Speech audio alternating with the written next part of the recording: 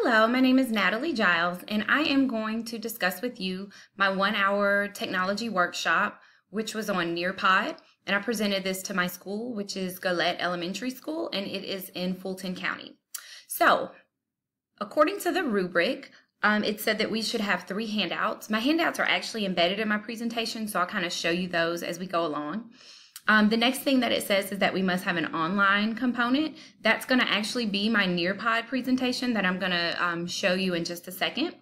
And then thirdly, it says that we should have a lesson plan. So this is my lesson plan.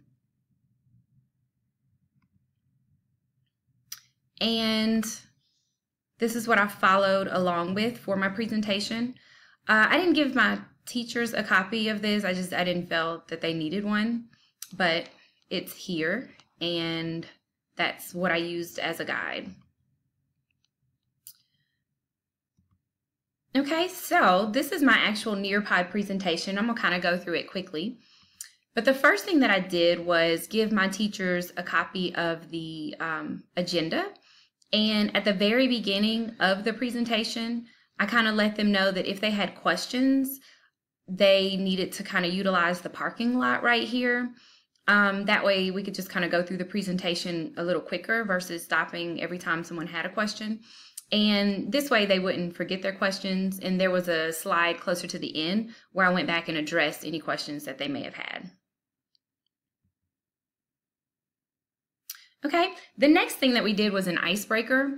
And one of the cool features that Nearpod has is that you can, when you're presenting this with your teachers or with your students, sometimes people are visual learners. So the question was, how did you learn best when you were a student?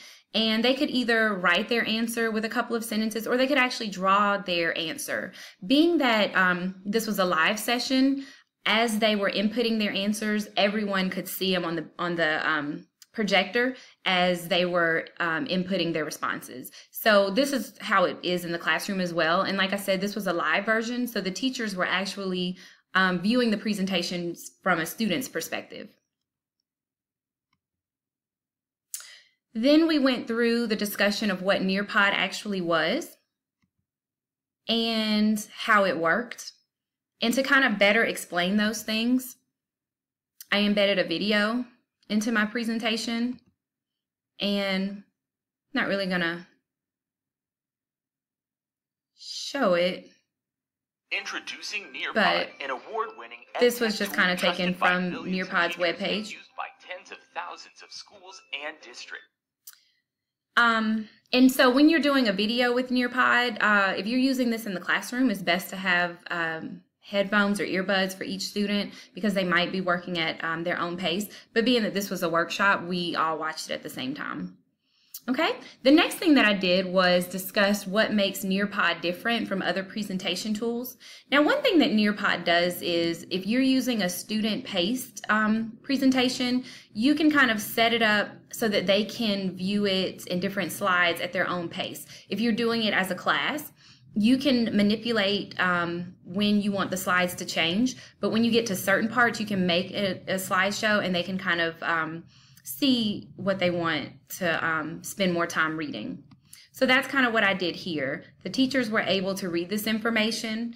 I didn't actually present this. I kind of let them read it on their own. And once they were done, I kind of gave them about 5 minutes or so, and then we moved on. Then we discussed the equipment that was needed in order to have Nearpod in your classroom. Then we also discussed how Nearpod met Fulton County's technology goals. We discussed the risk. Of course, anytime that you're using anything that involves the students working online, there are risks. But as long as the students have signed the parent consent form, and I left the website where that could be found, it's really not a whole lot involved. Okay, once I was done explaining what Nearpod was and how it worked, I then allowed the teachers an opportunity to kind of play around with Nearpod. So they actually went to the Nearpod website and created an account. An account is very simple. All you need is an email address. Google works best, and then create some type of password. That would be right here, but since I already have an account, it says My Nearpod instead of Create Nearpod.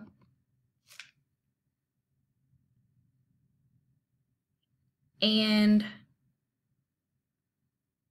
once they went there, I had them to kind of explore the different resources. Depending on what their content was, there was various resources for their content-specific areas. So one of the things that Nearpod does is they have a lot of presentations that are already there for you to use, and kind of some of them you need to pay for. It just depends on which type of membership you have, but there are a lot that are there for free. And then once they felt comfortable with the basic essentials of Nearpod, I had them to create one. And what I had the teachers to do, which is exactly what I did, was to simply upload some type of, you can create it on your own, but it's easier if you just upload an existing PowerPoint that you have.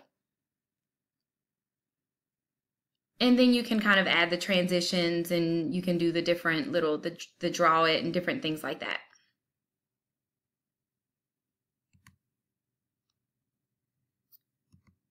Okay, we actually had time close to the end for a couple of teachers to show their presentation. Not many, but a couple felt comfortable and confident.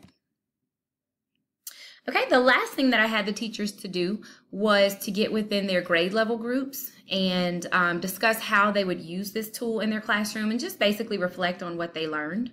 And so I gave them a handout to do that, and this is the handout.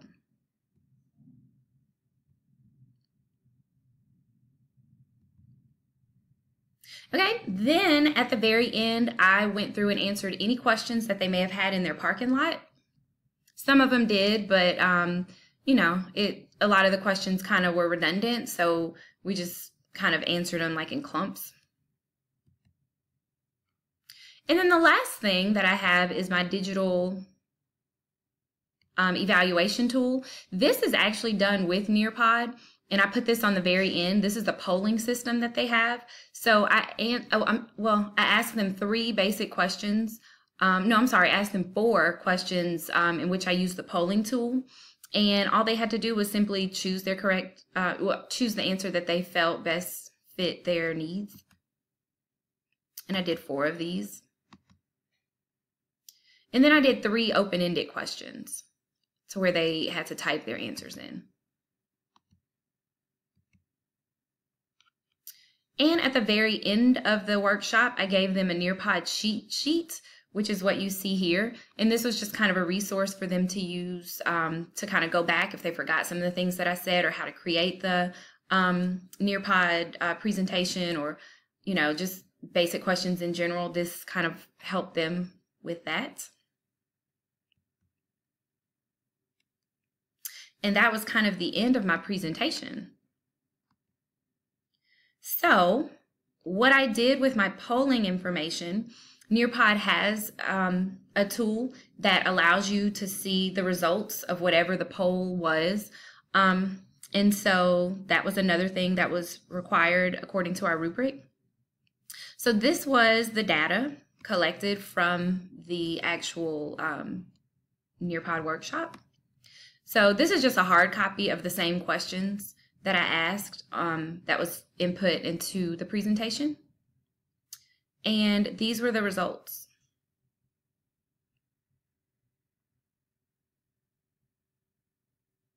And so basically the results showed that about 70% of the participants felt that they would definitely implement Nearpod into their classroom. 50% of the participants felt that Nearpod would be too time consuming to implement into their classrooms. So I know that sounds a little skewed, but many of them thought that they would want to implement it, but they just felt that it was time consuming. So it was 2 totally different questions.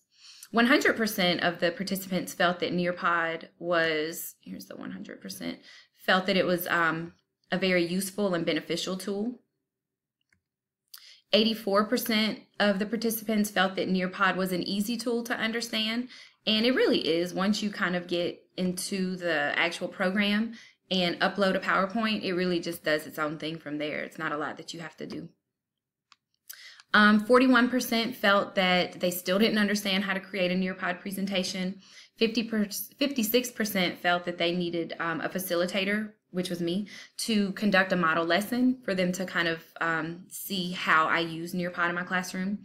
65% felt that they would probably use this tool to personalize their students' learning. So as a follow-up, what I plan to do is host another training on, well, just mainly for the teachers who feel that they need another training, who would benefit from one-to-one assistance creating the Nearpod. And then I'll definitely invite them to my classroom if they feel that they would like to see me using a Nearpod with my gifted students that I teach. And that's it. I hope you enjoyed my presentation. Thank you.